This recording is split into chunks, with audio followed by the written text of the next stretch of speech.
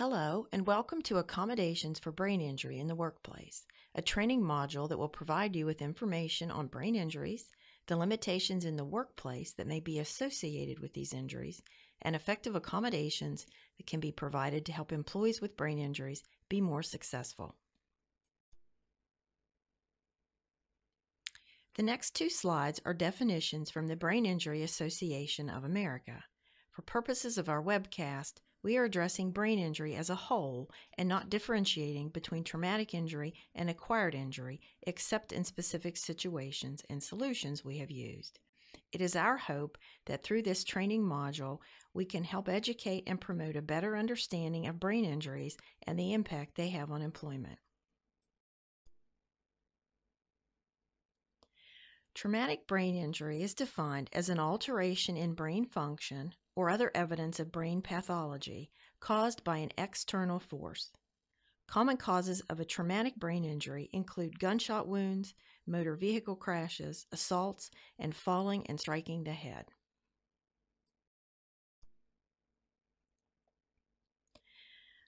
Acquired brain injury is an injury to the brain which is not hereditary, congenital, degenerative, or induced by birth trauma.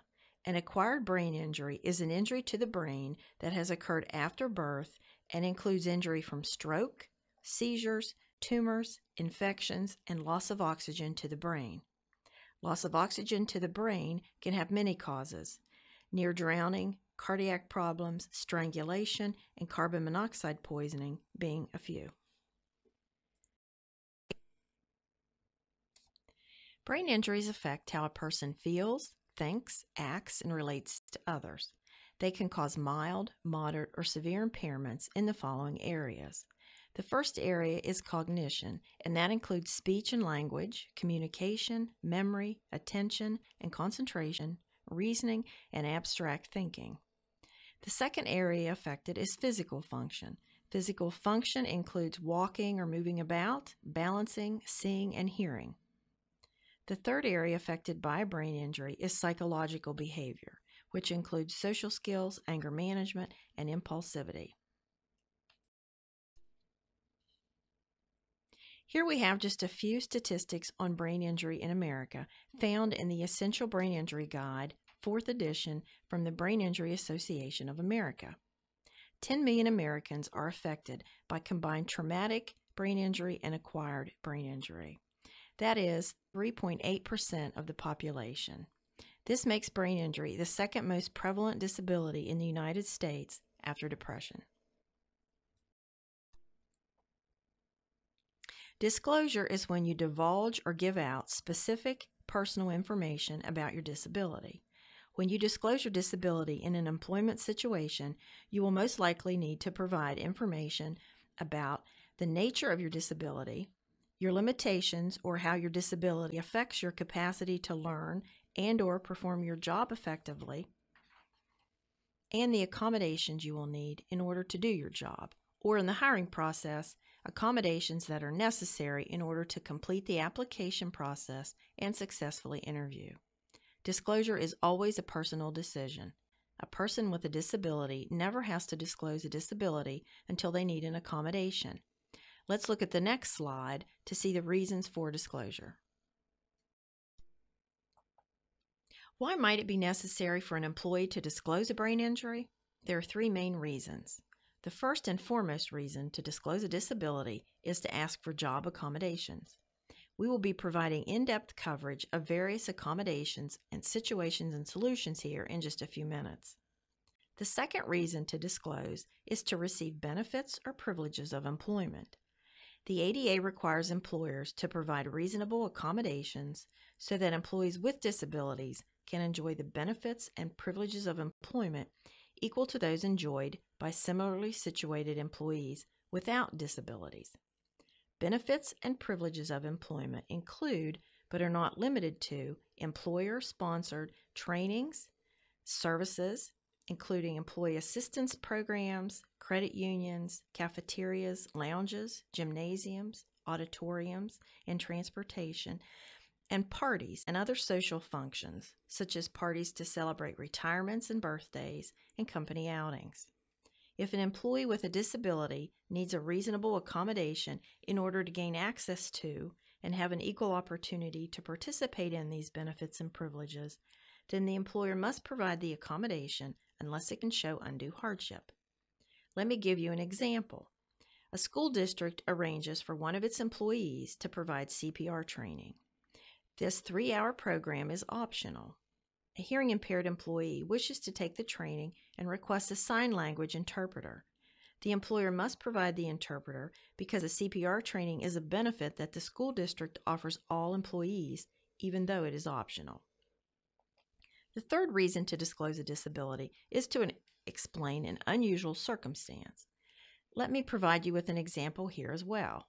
An employee who incurred a TBI from an accident years earlier has difficulty regulating her body temperature and can become quite distressed when the temperature soars. She works in a warehouse that is air-conditioned and has had no problems. When the air conditioning goes on the fritz in August, she immediately begins to have issues with keeping herself cool. It has become necessary at this time for her to disclose her disability and ask for accommodations to help. The individual must let the employer know that an adjustment or change at work is needed for a reason related to a medical condition. To request an accommodation, an individual may use plain English, need not mention the ADA, nor need to use the phrase reasonable accommodation. Disclosing can be as simple as saying to your employer, "I'm having difficulty getting to work on time because of some medications I take to help me sleep. I would like to talk to you about that." Under the ADA, an individual may disclose a disability and ask for an accommodation either verbally or in writing. At JAN, we recommend that you do so in writing so that you have documentation that you did indeed disclose and ask for an accommodation and when you did so. Who do you disclose to? The employer, a supervisor or manager, and or an HR representative can all be persons an employee would make their disclosure to. Oftentimes, employees don't want their supervisors or managers to know about their medical condition. In this case, it's wise to disclose to someone in HR. In many cases, a manager or supervisor will need to be informed of the process and be involved in the accommodations, but wouldn't need information on the medical condition. Under the ADA, when an employee requests an accommodation and the disability is not known or obvious, employers can require medical documentation that the disability exists. The ADA contains a specific definition of disability. A disability is an impairment that substantially limits one or more major life activities. Therefore, when documenting that a patient has a disability, medical professionals may want to use the ADA's specific language so the information will be helpful for employers. The first piece of information to include is the patient's diagnosed impairment. If the patient is hesitant to provide the diagnosis, a more general statement about the medical condition may suffice. But if the employer insists on having the diagnosis, it should be provided, or the documentation may be considered insufficient. According to the Equal Employment Opportunity Commission, the EEOC, documentation is insufficient if it does not specify the existence of an ADA disability and explain the need for reasonable accommodation. The next piece of information to include when documenting disability under the ADA is information about the major life activity substantially limited by the impairment. There are two categories of major life activities. The first includes, but is not limited to, caring for oneself, performing manual tasks, seeing, hearing, eating, sleeping, walking, standing, lifting, bending, speaking, breathing, learning, reading, concentrating, thinking, communicating, and working. The second category of major life activities includes major bodily functions, including but not limited to functions of the immune system, normal cell growth, digestive, bowel, bladder, neurological, brain, respiratory, circulatory, endocrine, and reproductive functions. This slide shows a publication found on our website entitled Practical Guidance for Medical Professionals, Helping Patients Write Effective Accommodation Request Letters. This can be very useful not only to physicians, but also to individuals in helping them to understand how much medical information is sufficient to provide their employer. Earlier, I stated that we weren't going to differentiate between traumatic brain injury and acquired brain injury.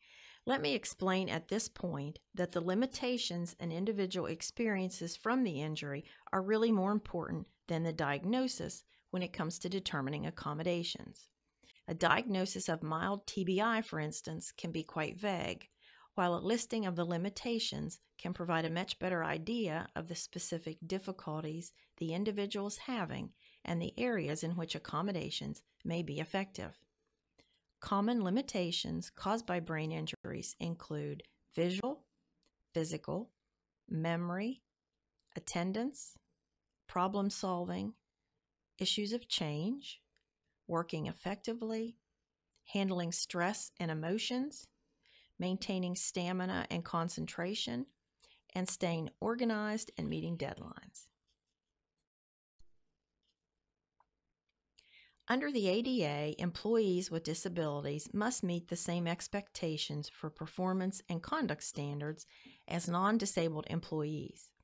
Lowering or changing a performance or conduct standard is not considered a reasonable accommodation. The employer is obligated, however, to provide accommodations to employees with disabilities to help them meet those standards. Now we start the main part of our presentation as we look at job accommodations that can be helpful for employees with limitations experienced after a brain injury. Here we have a situation where an office worker was having difficulty with balance and coordination and walking steadily due to a brain injury. The employer had observed her falling a couple of times on the way to the printer, fax room, and restroom. Let's consider accommodation ideas for physical limitations associated with brain injuries. Installing ramps, handrails, and providing closer, more convenient parking spaces can all be ways to assist a person in gaining easier access to the workspace. Installing lever-style door handles can alleviate the need to grip and turn knobs, which may be more difficult. Clearing pathways of travel of any unnecessary equipment, furniture, boxes, etc., will reduce the chance of accidents and falls and make getting around much simpler and safer. The employer provided handrails to and from the employee's workspace and the common areas. They also provided her with her own printer and fax and changed her workstation setup so that she could access files and other materials and equipment without having to move around too much. Here we have a situation where a computer programmer returning to work after a traumatic brain injury was having difficulty using his computer. Let's look at some ideas here for accommodations for individuals who have visual problems. Provide written information in large print. Change fluorescent lights to high-intensity white lights. Increase natural lighting. This is an accommodation that can help all employees. Natural lighting has been shown to increase alertness and productivity as well as improving the ability to see. Provide a glare guard for computer monitors that can reduce or eliminate brightness. It would be important to consult a vision specialist, particularly with someone who has lost part or all of their vision. The computer programmer was accommodated with a glare guard on his screen. The bright overhead fluorescent lighting was covered in bulb jackets, and full-spectrum task lighting was purchased. Here we have a situation where a college professor who had incurred a traumatic brain injury needed to do office work in the mornings when she was most alert and best able to concentrate. Let's look here at accommodation ideas for maintaining stamina during the workday. Permit flexible scheduling which can mean anything that works to help the employee and doesn't cause the employer a hardship. Combining breaks to allow for longer ones, or dividing longer ones to provide shorter but more frequent work breaks can help too. Providing additional time to learn new responsibilities may be necessary. If possible, provide a self-paced workload to allow the employee to work at his own pace. Provide backup coverage for when the employee needs to take a break. Allow leave or time off for counseling and medical appointments. Allow for the use of supportive employment and job coaches to assist the employee as needed. Telework, even during part of the day, can help reduce fatigue. Providing opportunities for job sharing can be very effective in allowing employees to work part-time schedules. The college professor was accommodated by scheduling departmental meetings and classes she taught after 11 a.m. so that she could have uninterrupted morning hours to get her planning, studying, and administrative duties done. Her office hours were scheduled in the afternoons as well. Let's consider a situation here where a public policy administrator who worked from home had difficulty remembering who was on conference calls, who was speaking, and what questions were being directed to him. Here we have accommodations for maintaining concentration. Reduce distractions in the workplace. This means looking at the individual's environment and determining what distracts him. We all have different levels of distractibility and different sights and sounds that divert our attention from where it needs to be focused. Here are some ways to reduce distractions. Provide space enclosures or a private office. Allow for the use of white noise, environmental sound machines, or even a fan. Allow the employee to play soothing music using a headset or earbuds. Increase natural lighting or provide full spectrum lighting to help increase alertness and productivity. Reduce clutter in the employee's work environment. Put away items that the employee doesn't use on a regular basis. Plan for uninterrupted work time. An extended time period without having to answer the phone, check email, or be interrupted by others can allow the employee to focus and make good progress. Divide large assignments into smaller tasks and steps that are more understandable and manageable. Restructure the job to include only essential functions in order to allow more time and focus on those functions that are most important. The public policy administrator was accommodated with a meeting application on his computer that had a chat function so that questions could be typed into the screen for him to read. He was able to better understand the questions when he could read them for himself several times if necessary. He would also be able to see the names of the persons asking the questions.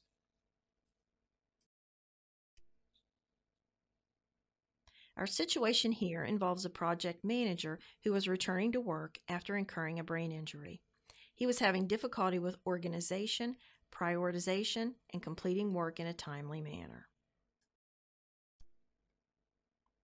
Here we have accommodation ideas for individuals who have difficulty staying organized and meeting deadlines. Make daily to-do lists and check items off as they are completed. Put tasks in the order they will be performed. Use several calendars to mark meetings and deadlines, and remember, referring back to the calendar is essential. Remind the employee of important deadlines via memos or email or weekly supervision. Use a watch or pager with a timer to alert for the passage of time or for appointments. Use electronic organizers. Divide large assignments into smaller tasks and steps that are more understandable and manageable. Assigning a mentor to assist the employee in determining goals and providing daily guidance could be very effective. Schedule brief meetings with a supervisor, a manager, or a mentor to determine if goals are being met. The employee was accommodated with project management software, weekly meetings with his supervisor, and a countdown clock to help with task completion timeliness. An administrative assistant whose essential functions included taking and disseminating notes from various meetings had difficulty listening, remembering what to write, and then keeping up with what was being said next. Here we have accommodation ideas for memory deficits. Allowing the employee to tape record meetings can offer them the opportunity to listen to the material over and over again. Providing typewritten minutes of each meeting can help as well in alleviating the need for the employee to write at the same time trying to listen. Use notebooks, calendars, or sticky notes to record information for easy retrieval, but let me offer a caution here. Too many become ineffective. I had a coworker who started with a few around his monitor, then ended up with a section of an adjacent wall covered in layers of Post-it notes. He had too many notes to be effective. Provide written as well as verbal instructions, or allow the employee to use a voice recorder or an app to quickly record the instructions. Allow additional training time, in part or in full. Provide written checklists and use color coding to help identify items. Limiting the number of checklists may be more helpful than using an overabundance of them. And lastly, we have posting instructions close to frequently used equipment, an accommodation that could potentially help everyone. The employee was provided with a smart pen that recorded the meeting as she took brief notes. This accommodation enabled her to focus on listening to what was being presented in the meetings, while at the same time getting down the important information. A mail response clerk for a large insurance company was having difficulty sorting the incoming mail after returning to work following surgery for brain tumors. Consider the following accommodations for problem-solving deficits. Provide picture diagrams of problem-solving techniques, for example, a flow chart with the steps needed to sort the mail. Restructure the job to include only essential functions, leaving more time for the completion of the most important job tasks. Assign a supervisor, manager, or mentor for quick access when the employee has questions. The employee was provided with a flowchart of topics and related items so that it became easier for him to place the mail in the appropriate baskets. Both the baskets and steps in the flowchart were color-coded to help with differentiation. An employee returning to work after a stroke was dealing with personality changes. The previous supervisory method was no longer effective. Let's look here at some accommodation ideas for working effectively with supervisors.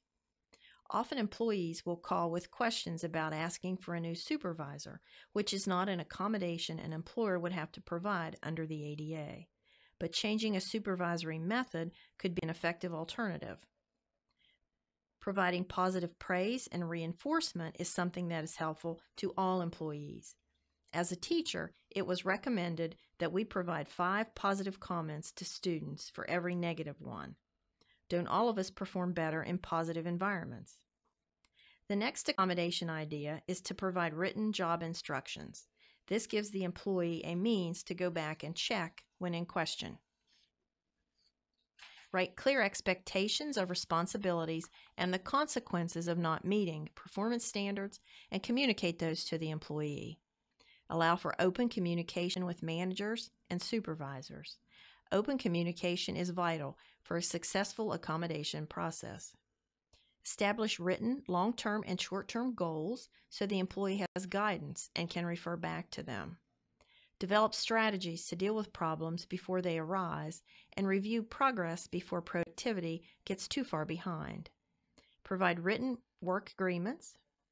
Develop a procedure to evaluate the effectiveness of the accommodation. And again, communication is essential throughout the accommodation process. The supervisor agreed to meet with the employee weekly to discuss performance and conduct issues that were becoming problematic, as well as put accommodations and strategies into place to help improve both performance and conduct.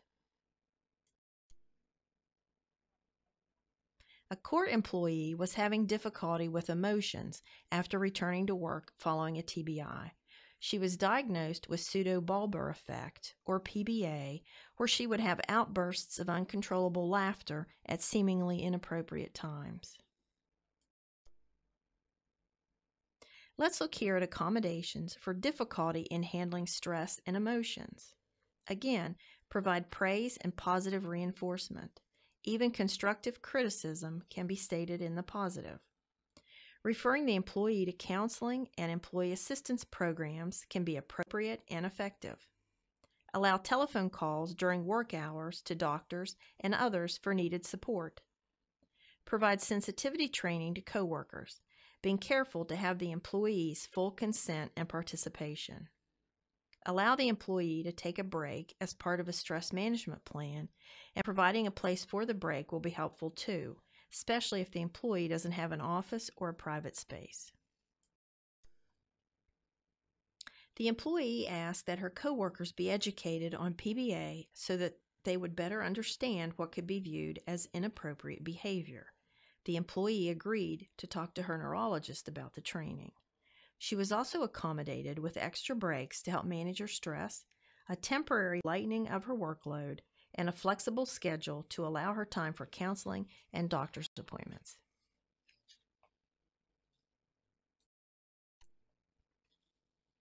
The general manager of an automobile dealership requested a temporary part-time work schedule and flexibility in order to recover from and seek treatment for injuries he received in a car accident, including a mild TBI.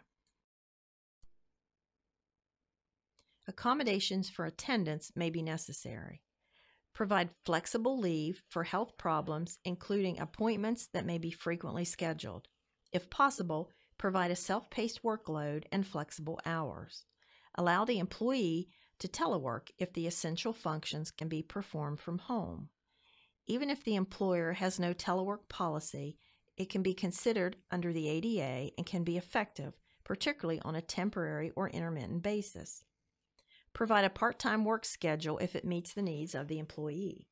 Some employees will request to work part-time and transition back to full duty over a period of time.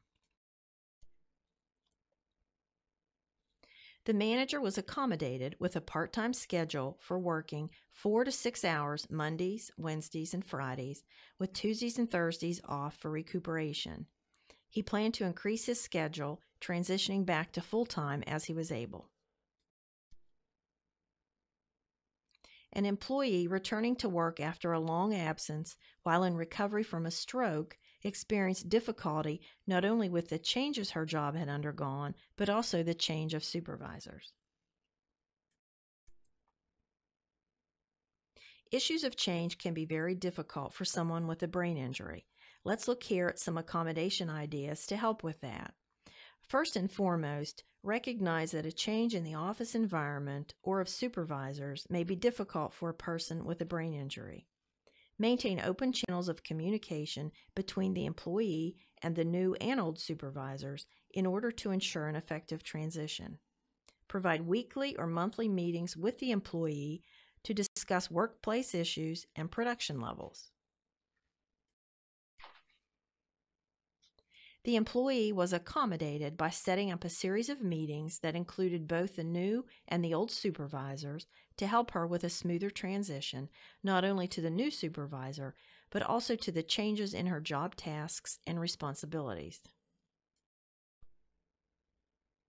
This slide and the next show publications on our website that can be very helpful to individuals with brain injuries. This is our Accommodation and Compliance Series publication on employees with brain injuries. It contains information similar to what we have gone over today, particularly in the areas of accommodations. This next slide highlights a publication on executive functioning deficits that will be of help as well.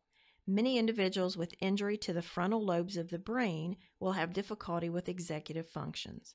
Many of those difficulties are addressed here in this publication with accommodation ideas to help.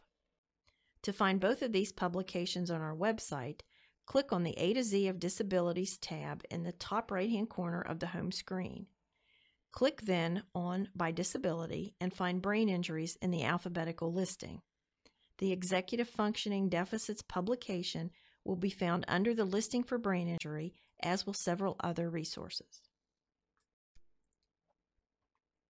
Check out this link from brainline.org for what they refer to as life-changing apps. This concludes our module on providing reasonable accommodations to employees with brain injuries. We hope you found it helpful. If you need more information on workplace accommodations, please feel free to contact us at JAN. You can reach us toll-free at 800-526-7234 for voice or 877-781-9403 for TTY, or visit us on the web at askjan.org.